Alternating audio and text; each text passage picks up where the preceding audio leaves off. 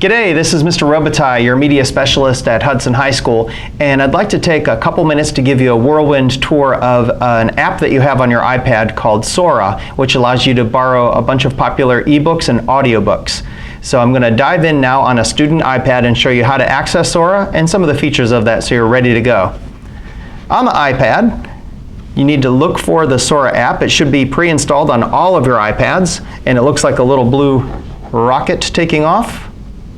Once you launch that, it is crazy easy to get signed into it. We actually already have an account designed for you. If I just click Find My School, and then just click on Hudson City Schools, and you can sign in using Hudson City Schools, which, if you hit Continue, will take you into your Google login, which should already be set up. Just choose your name. And just like that, after a couple seconds, you are in. I'm going to hit OK. Immediately, what you can see when you first get to the home page is it takes you to an Explore page, which features some of our latest ebook editions. And you can scroll through that and see what some of the new books are. You can also browse by popular subjects. You can also look at new audiobook editions. Audiobooks are MP3s that will play to you. You can pop in your AirPods and listen to the book spoken to you. And most popular books are also there too. So I'm going to take you through the steps of actually borrowing a book. It's as easy as clicking. So I'm going to click on The Fault in Our Stars, and then it gives you a little bit of information about the book here. You can read a little bit about it. You can even read a little sample of it and click on that if you want to see what the first chapter looks like. You can take that book also and add it to a list.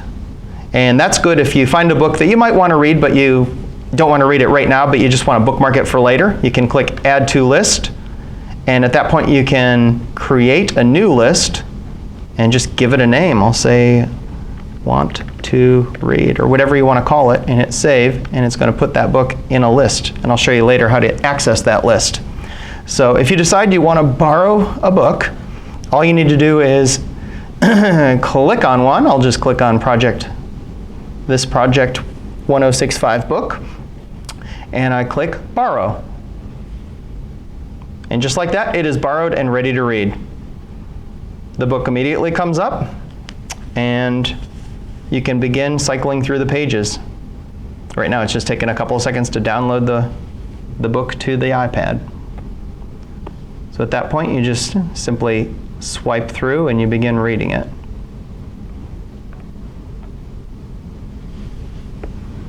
Okay, click in the middle of the page if you want to close it. I'll go up to the top and hit the Close button.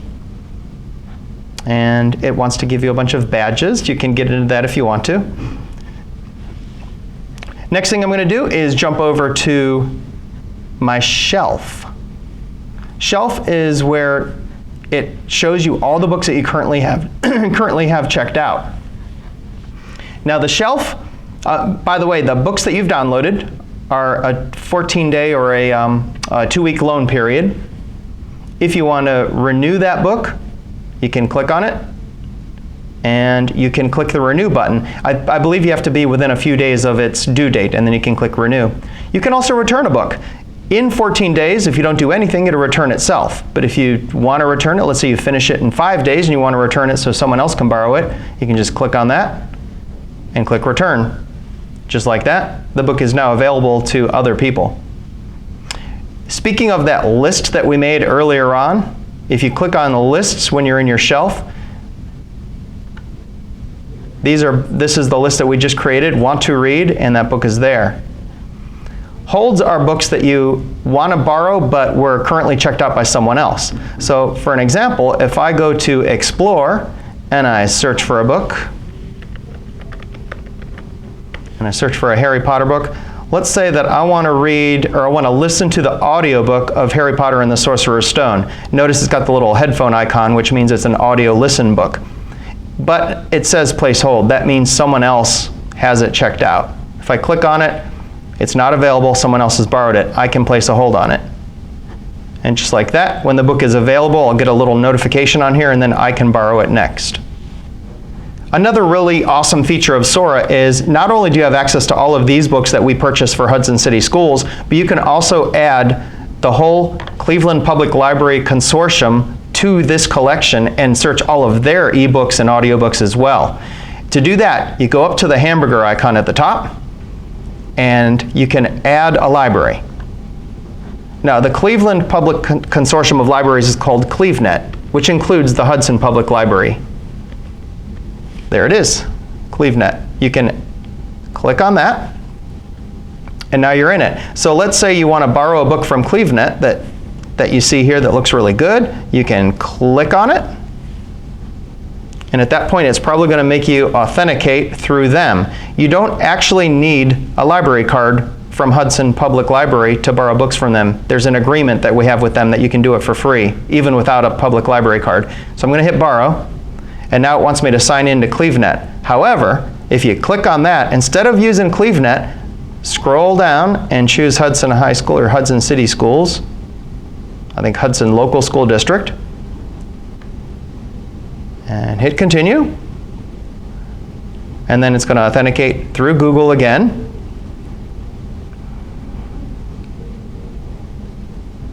And now I'm authenticated. I can hit borrow, and I've got the book. So now whenever I want to search for a book, I can click on the hamburger icon, and I can choose between Hudson City Schools, or I can toggle between CleveNet and search a much wider variety of books through the Cleveland Public Libraries and all of their branch libraries, including Hudson Public Library is also in that too. So as you can see, it's super easy to use Sora. You just click, click, click, and you're reading books or listening to books. I highly recommend diving in on your iPad and using it there. You can also add Sora to your own personal devices, smartphones and computers and iPads and tablets and everything basically. So you can add it to there, just sign in through your Hudson Google account and you're up and running. If you switch between, if you're in the middle of reading a book and you switch between devices, it always remembers what page you're on. So you never have to worry about losing your page or anything. If you have any questions about Sora whatsoever, please come to the Media Center and see me or shoot me an email. I'd be happy to get you hooked up with all these amazing books. Thank you so much.